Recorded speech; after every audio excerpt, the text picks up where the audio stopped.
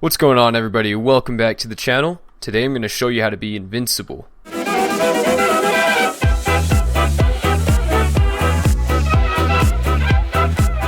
So before I start, I just want to mention that this is quite obviously modded Terraria, so don't expect to be doing this on vanilla anytime soon. Okay, so the first item we're going to be covering here is the Soul of the Universe. This item is not easy to get. In fact, it's probably one of the hardest items I've ever had to grind for. It's basically made of every single accessory in the game. What does it do, you ask? Well, it does everything, because it's everything put into one.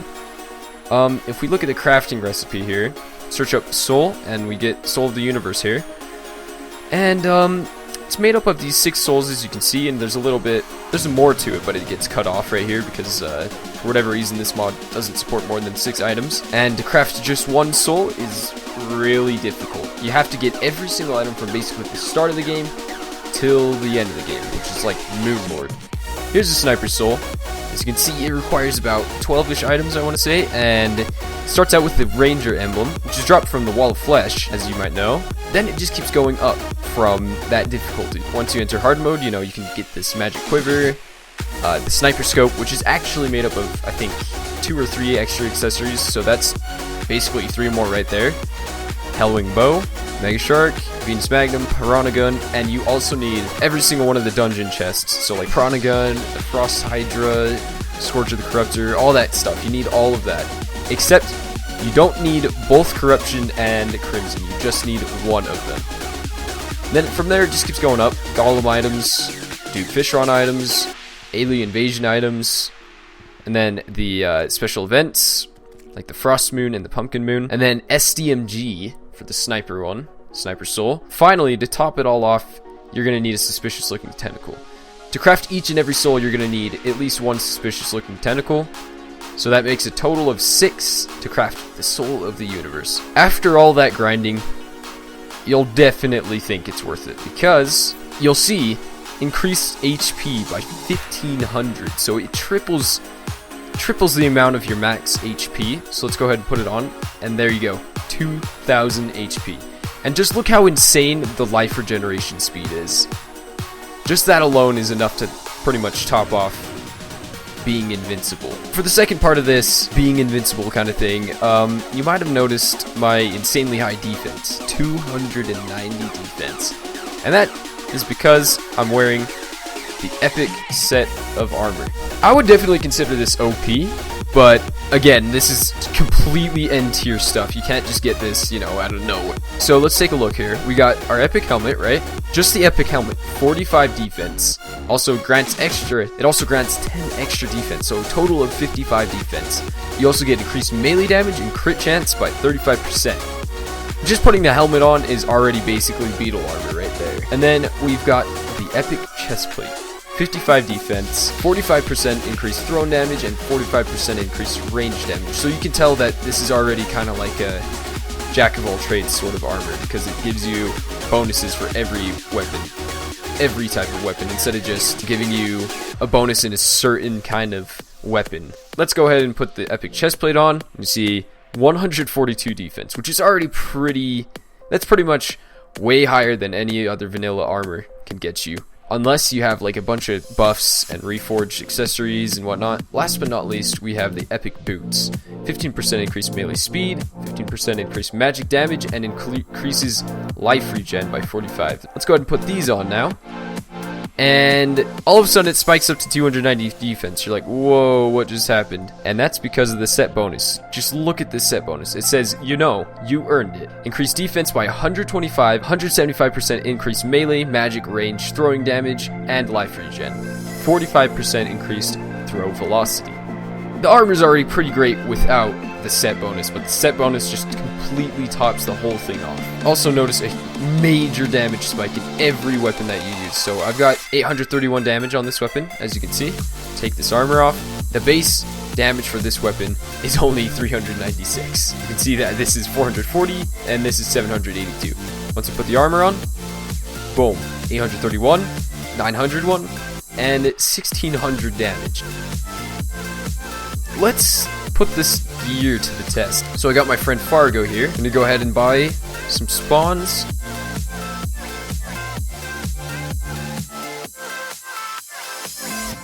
Okay, now we got my celestial clock. Change the time. Alright. So let's start with the easiest boss, I'd say. We've got... let's do the mechanicals first. Okay, here we go. The destroyer's almost dead already. Just pay attention to my health. You can see that it's like hardly going down at all. From all of that, lost barely any health at all. Let's try Plantera. And as you might know, she's going to be enraged because she's not in the jungle. You can see how fast she's moving, how many seeds she's spitting. Let's just kind of tank it here for a while. Let's see what happens.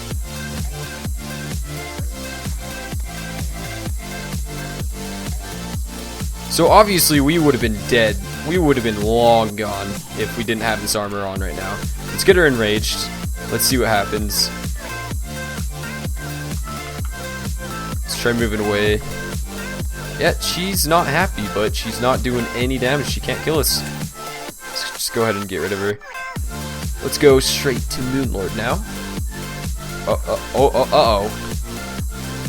So I guess I can't summon him because there's pillars on the world right now. So, yeah. What I'm going to do instead is I'm just going to use the mob browser here. Just delete the sigil. And we're going to go ahead and spawn him through here. There we go. There's Moonlord.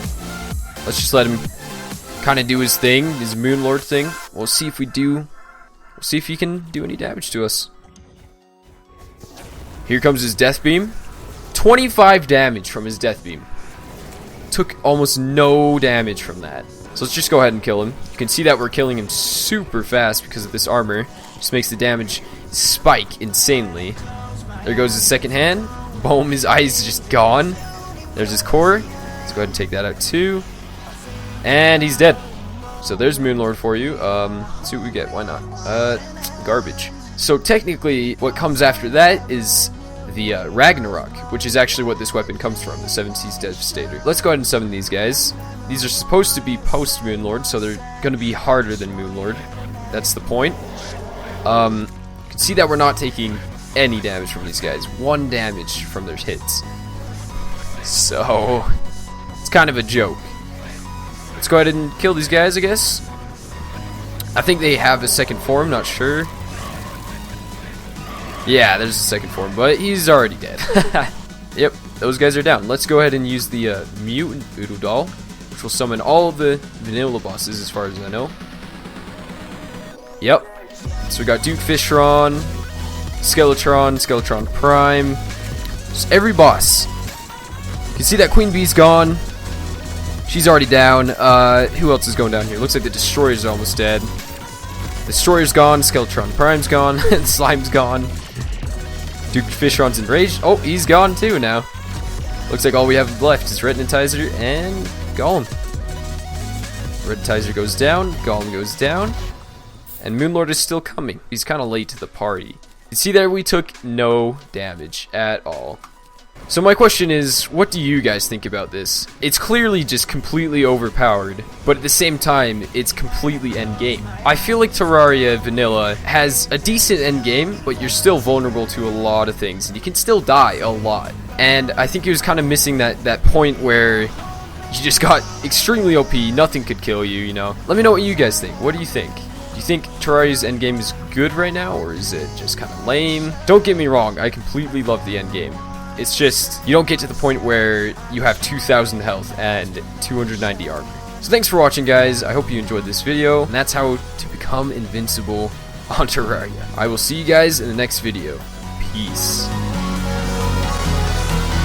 Hey everyone, it's Silver Joe, Super Cool Food Reviews.